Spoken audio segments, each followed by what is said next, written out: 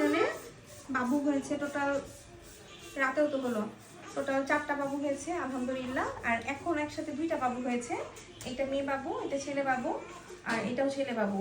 এই এই বাবু এসেছে হচ্ছে ওদের বাড়ি হচ্ছে আশুলিয়া, আশুলিয়া কিন্তু ডিরেক্ট মানে অরিজিনাল বাড়ি পাবনা, এমনি থাকে আশুলিয়াতে।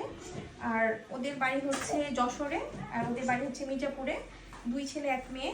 এই বাবুটা কিন্তু পোস্ট ডেটেড, উনি অনেকদিন আগে ঝিনাইদহ থেকে এসে, মানে যশোর আর ঝিনাইদহ একই না, ওখান থেকে এসে 14 দিন আগে, 14 দিনেরও বেশি হয়ে গেছে না, 2 সপ্তাহ বেশি হয়ে গেছে, এসে এখানে টাঙ্গাইলে ছিল।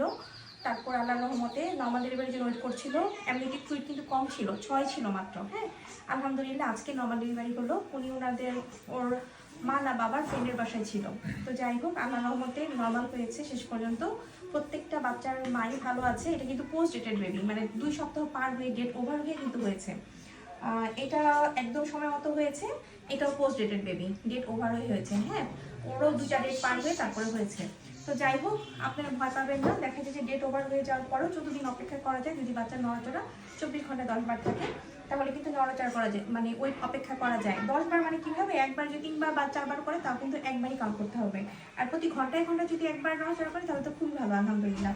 তো যে যেখানে আছেন সেখান থেকে নর্মাল ডেলিভারির চেষ্টা করে যাবেন। আমাদের আলজমির হসপিটালের জন্য দোয়া করবেন।